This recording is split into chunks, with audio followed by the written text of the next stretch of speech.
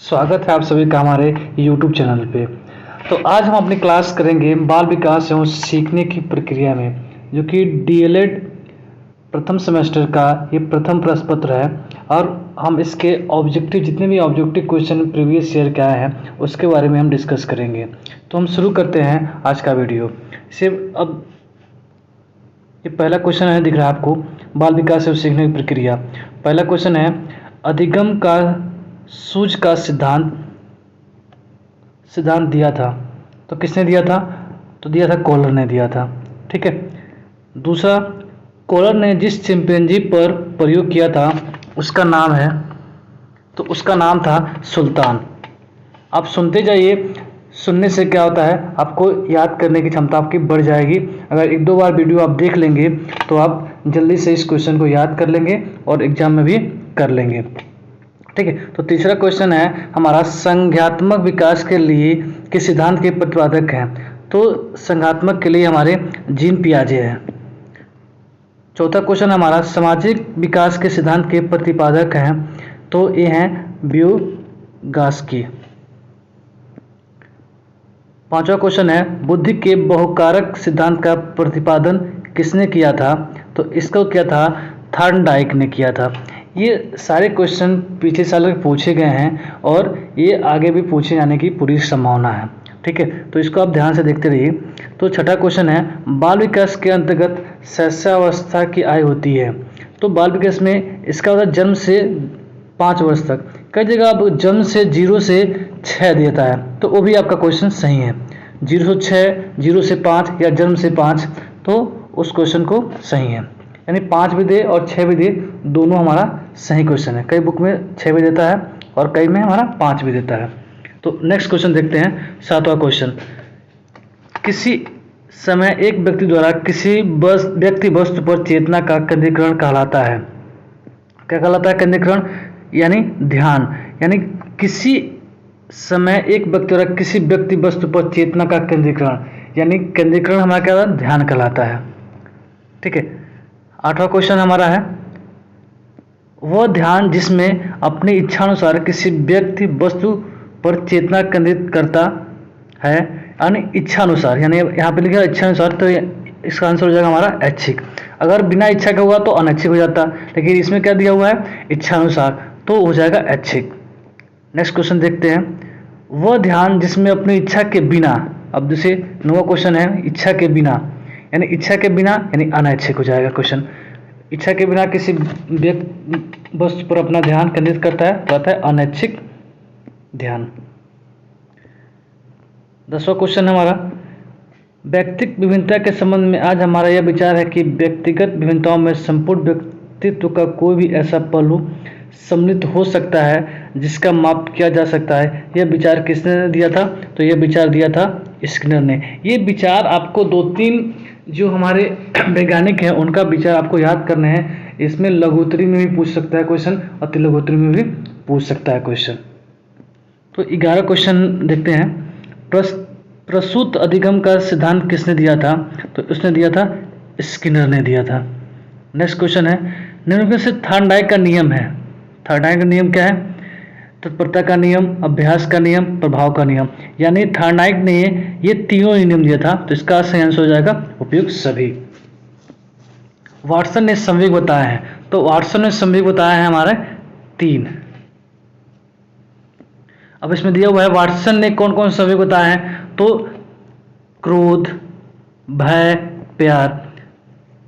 ठीक है, ये तीनों हमें बताए हैं, तो इसका आंसर क्या हो जाएगा हमारा? उपयुक्त सभी, तीनों।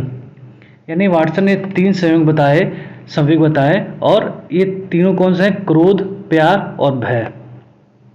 ठीक है। अगले क्वेश्चन चलते हैं, निम्न में से किसने कबूतर पर अपना प्रयोग किया है? तो कबूतर पर किसने किया था? स्किनर ने किया था, तो इसका सही आंसर हो जाएगा स्किनर। 16 क्वेश्चन है, परिवर्तन सीखना की वो अवस्था जिसमें बालक भ्रूणावस्था से लेकर प्रौढ़ावस्था तक गुजरता है विकास कहलाता है। यानी बाल विकास के कई सारे अलग अलग जो वैज्ञानिक है उन्होंने परिभाषा दिया है। तो जो ये परिभाषा है वो हमारा है मुंडू ने दिया था, यानी जिसमें बालक भ्रूणावस्था से लेकर प्रौढ़ावस्था तक गुजरता है तो विकास करता है, तो मुंडू ने दिया था। रुचि में निहित होती है। रुचि में कितनी होती है? अवधान। अवधान है या ध्यान, इसका अवधान का मतलब हो गया या ध्यान। अगर अवधान नहीं है तो ध्यान दिया होगा तो उसका भी करेक्ट आंसर ध्यान ही हो जाएगा। यानी रुचि का मतलब है ध्यान। रुचि तथा अवधान के संबंध में सही मत है तो अवधान रुचि पर आधारित है, बिल्कुल। यानी ध्यान जो है हमारी रुचि पर आधारित है।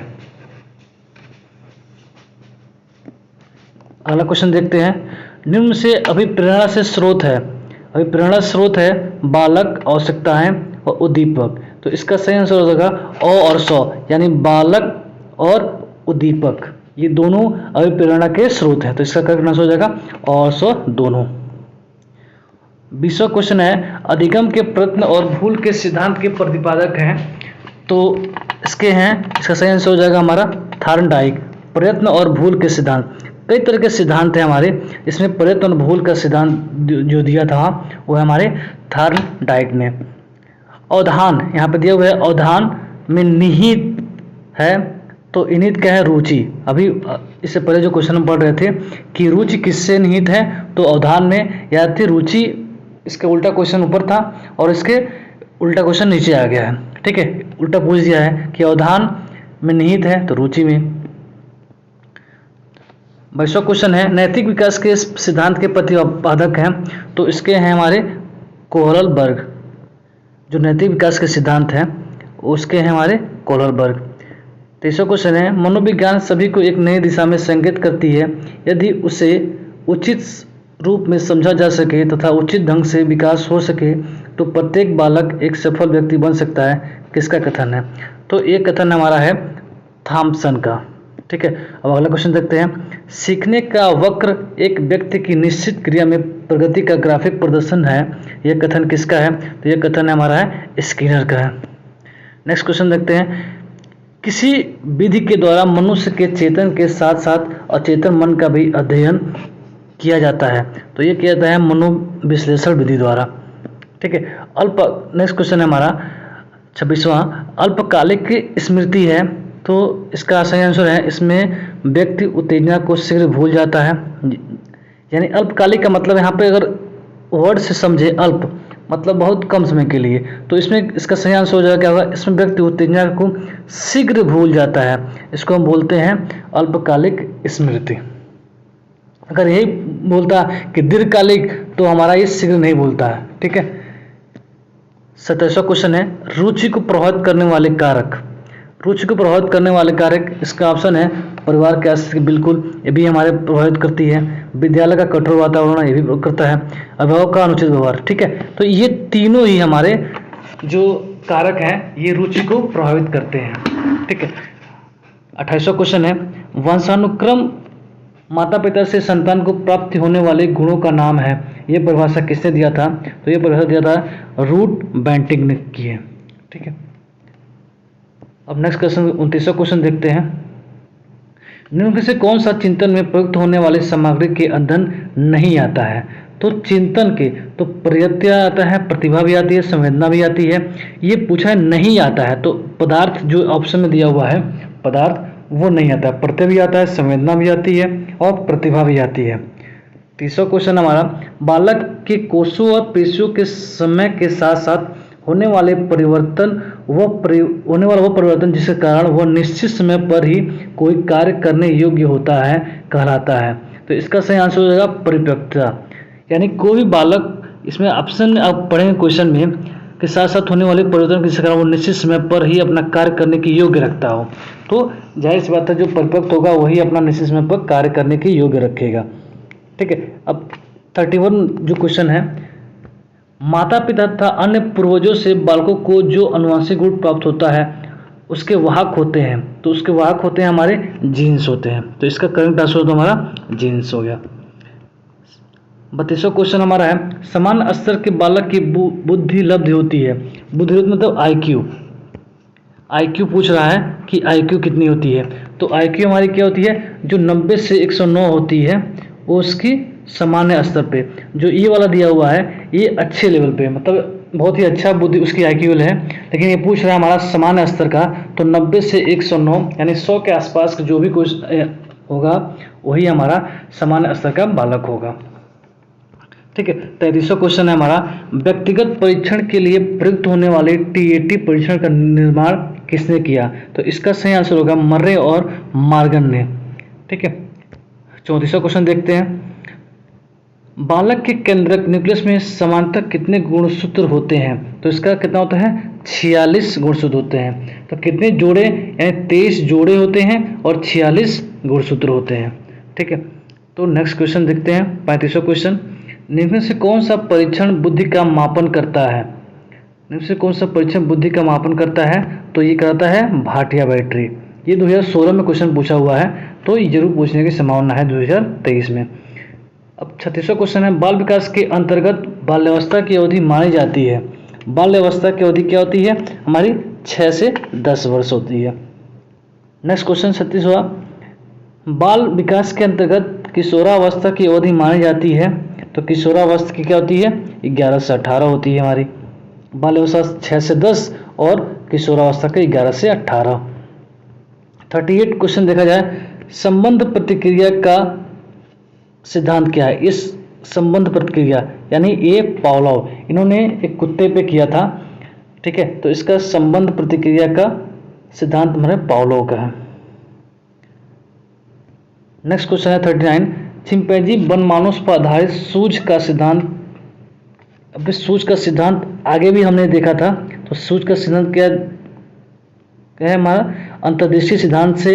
अब ये क्वेश्चन किसने दिया था, इन्हें पूछ रहा है। इसमें ऑप्शन इसका दिख रहा है कि अंतर्दृष्टि सिद्धांत से, समग्र सिद्धांत से, पूर्णकृति सिद्धांत से।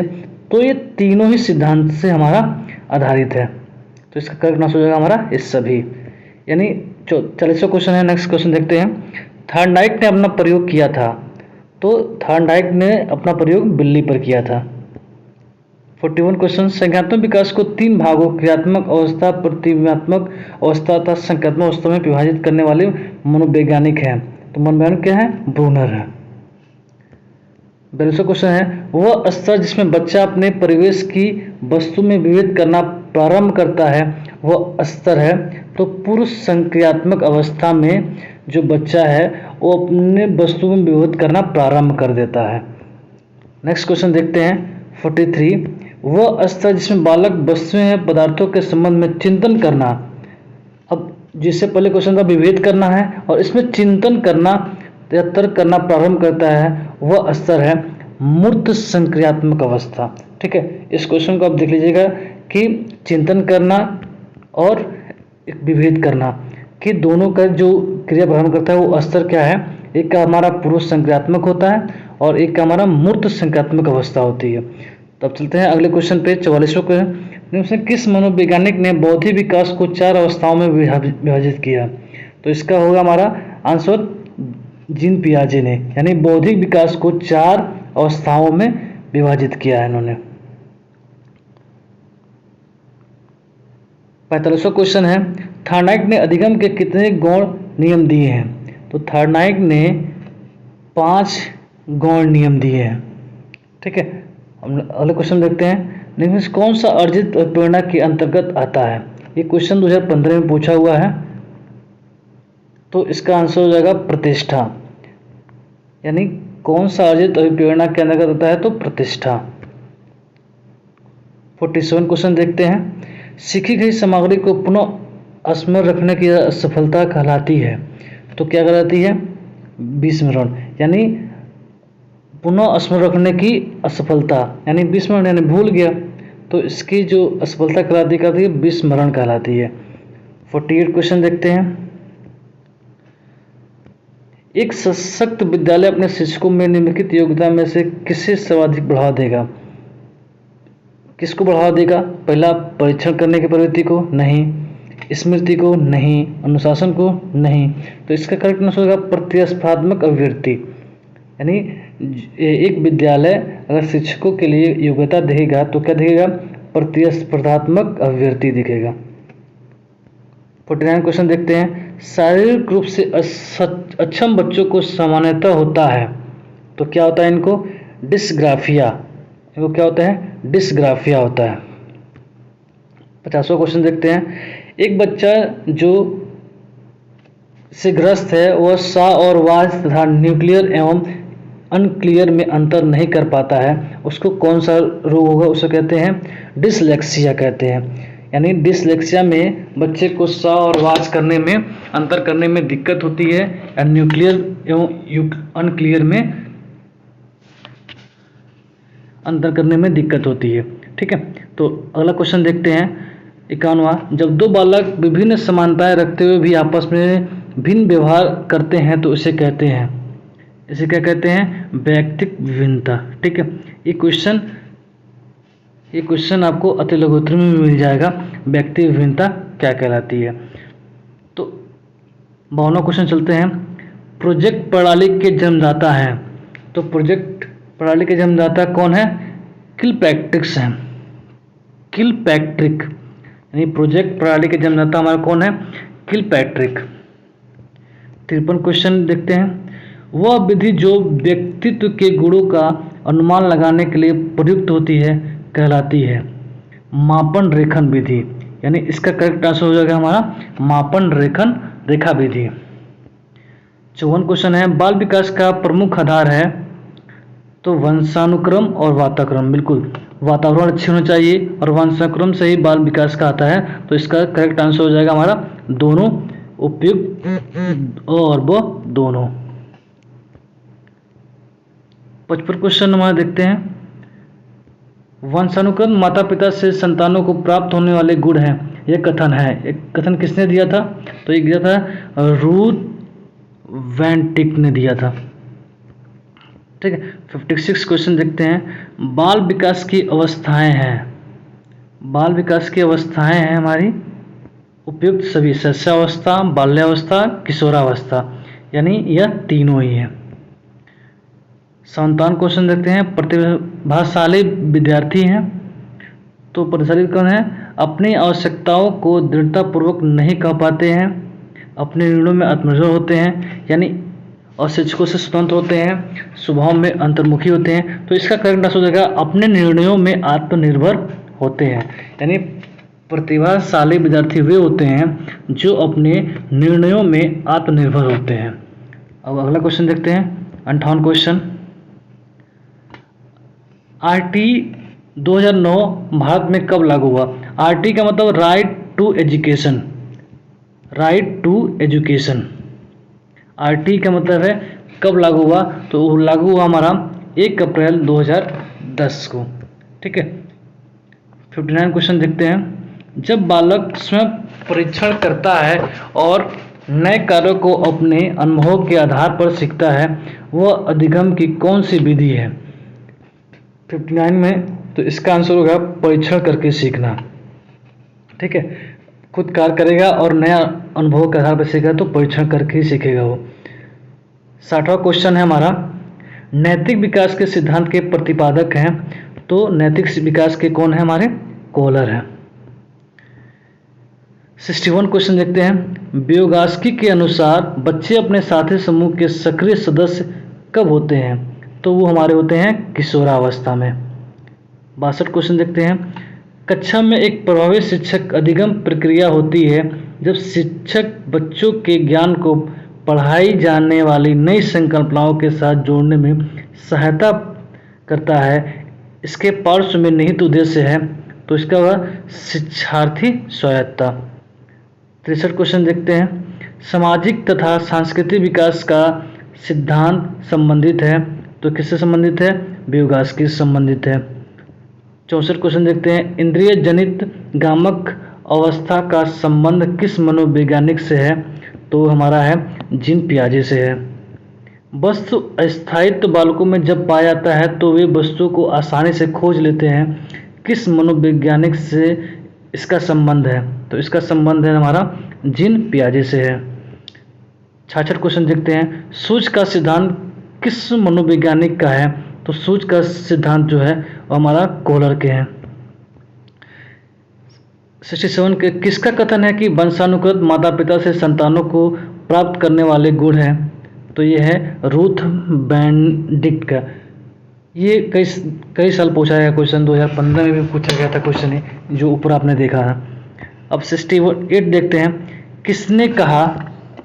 किसने कहा सामाजिक संबंधों में परिपक्वता ग्रहण करना सामाजिक विकास है, तो ये कहा था हरलाक ने कहा था। ठीक है, 69 क्वेश्चन देखते हैं। क्रमिक विकास के सिद्धांत के प्रतिपादक हैं तो हैं किंग एवं थॉर्नडाइक। 70 क्वेश्चन देखते हैं। अधिक तनाव का काल है, अधिक तनाव काल कौन है? किशोरावस्था है। 71 क्या है? निम्न में से कौन सा सूक्ष्म गतिक कौशल का उदाहरण है? तो कौन सा हमारा है? लिखना। 72 क्वेश्चन देखते हैं। नर्सरी कक्षा में शुरुआत करने के लिए कौन सी विषय वस्तु अच्छी है? तो विषय वस्तु कौन सा अच्छी है हमारी? यानी मेरा परिवार। सीखने के लिए आकलन निम्नलिखित का ध्यान रखना है सिवाय अभ्यर्थियों की त्रुटि के, यानी इसके सिवा विद्यार्थियों की अधिगम शैलियाँ भी ध्यान देना है, विद्यार्थियों की क्षमताएं पर ध्यान देना है, विद्यार्थियों की आवश्यकताएं पर ध्यान देना है। ठीक है, लेकिन विद्यार्थियों की त्रुटियों पे भी ध्यान नहीं देना है। 74 क्या है? डिसलेक्सिया मुख्यतः की समस्या के साथ संबंधित है। तो किस संबंधी है? पढ़ने की समस्या के साथ संबंधित है। 75 क्वेश्चन है। प्राथमिक स्तर के बच्चों का आकलन करने का सर्वश्रेष्ठ तरीका है गृह कार्य। ठीक है, सबसे अच्छा तरीका गृह कार्य है। 76 का क्या होगा? किसी अवर्गीकृत प्रदत्त में सबसे अधिक बार आने वाली संख्या कहलाती है, तो क्या कहलाती है? बहुलक। ठीक है, बार बार जो संख्या आती है उसको क्या कहते हैं? बहुलक कहते हैं। थॉर्नडाइक ने बुद्धि के कितने प्रकार बताए हैं? तो बुद्धि के ही हमारे थॉर्नडाइक ने 3 प्रकार बताया है। 78 क्या है? बुद्धि परीक्षण इकाई के जनक हैं, तो बुद्धि परीक्षण इकाई के हमारे जनक कौन है? बीने हैं। 78 79 का क्या होगा हमारा? समूह कारक सिद्धांत के प्रतिपादक हैं, तो समूह कारक के प्रतिपादक कौन है? थर्स्टन है। 80 क्वेश्चन देखते हैं। बुद्धि सीखने की योग्यता है कथन है किसका है? बकिंघम का।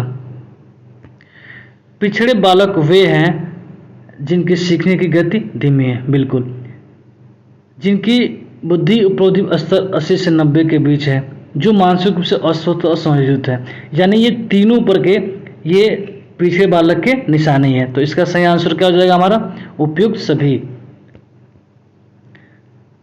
के कारण प्रतिभाशालीशीलता होती है, यानी किसके कारण से प्रतिभाशीलता होती है? तो किसके कारण होती है? मनोसामाजिक कारकों द्वारा नहीं, अनुवांशिक रचना, वातावरण प्रेरणा। ठीक है, अनुवांशिक और वातावरण ये दोनों याद रखिए, इन दोनों के कारण प्रतिभाशीलता होती है। 63 क्वेश्चन है। शिक्षा का अधिकार अधिनियम 2009 लागू नहीं होता है, किस पे लागू नहीं होता है?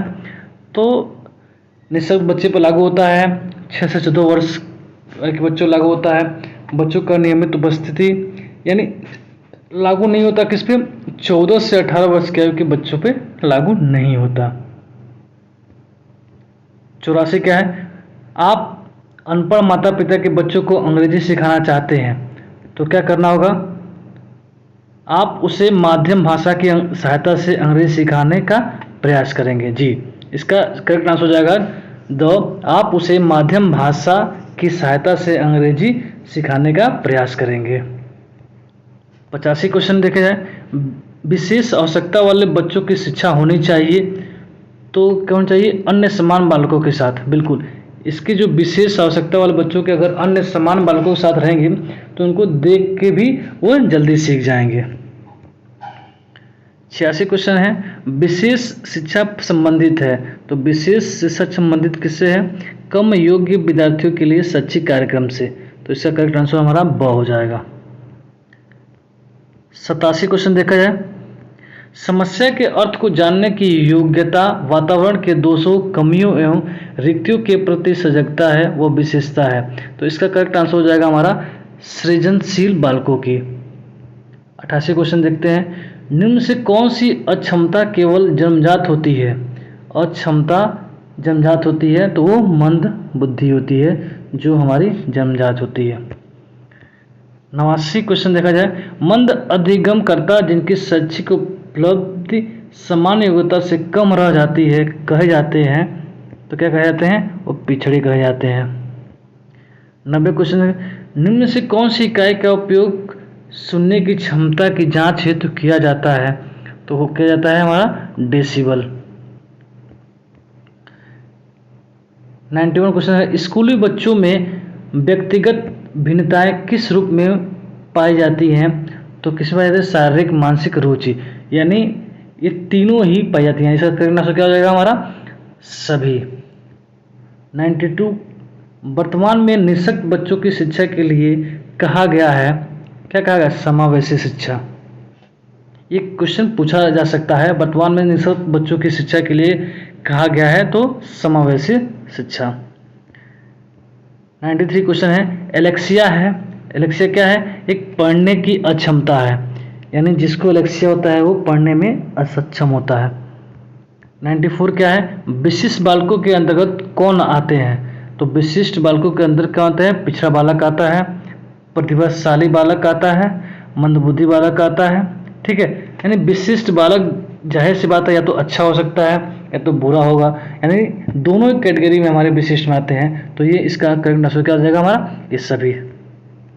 95 क्वेश्चन देखते हैं, मानसिक स्वास्थ्य के नियमों को खोजना और उन्हें बनाए रखना अध्ययन का केंद्र बिंदु है। कथन किसका है? तो ये हमारा कथन है, ड्रेवर का कथन है। 96 क्वेश्चन क्या है? प्रतिभाशाली होने का संकेत नहीं है। तो प्रतिभाशाली होने का संकेत नहीं है, क्या है? विचारों में सृजनात्मक, व्यक्ति में अनूठापन, कौतूहल, दूसरों के साथ, यानी प्रतिभाशाली होने का संकेत नहीं है, तो ये दूसरों के साथ नहीं है, बाकी तो होना चाहिए प्रतिभाशाली में। तो 97 क्वेश्चन देखा जाए तो 97 क्वेश्चन क्या है? प्रतिभाशाली विद्यार्थी अपनी क्षमताओं को तब विकसित कर पाएंगे जब उन्हें अन्य विद्यार्थियों से अलग किया जाएगा। इसका करेक्ट आंसर हो जाएगा हमारा, उन्हें अन्य विद्यार्थियों से अलग किया जाएगा। तो समन्वित शिक्षा की सफलता निर्भर करती है, तो समन्वित शिक्षा की सफलता निर्भर करती है किस पे? शिक्षण अधिगम वस्तु की गुणवत्ता पर। ठीक है, 99 क्वेश्चन देखा जाए, निम्न से कौन विशिष्ट अधिगम विकलांगता है?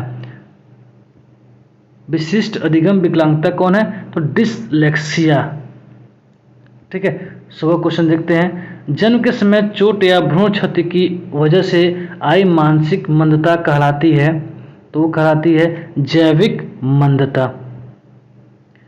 101 क्वेश्चन देखते हैं, सामाजिक अधिगम सिद्धांत किसने दिया था? तो सामाजिक अधिगम सिद्धांत वेंडोला ने दिया था। 102, भाषा विकास का सिद्धांत किसने दिया है? तो दिया हमारा कोमास्की ने दिया है। 103, प्रगतिशील शिक्षा के प्रतिपादक हैं, तो प्रगतिशील शिक्षा के प्रतिपादक जॉन डुवी हैं।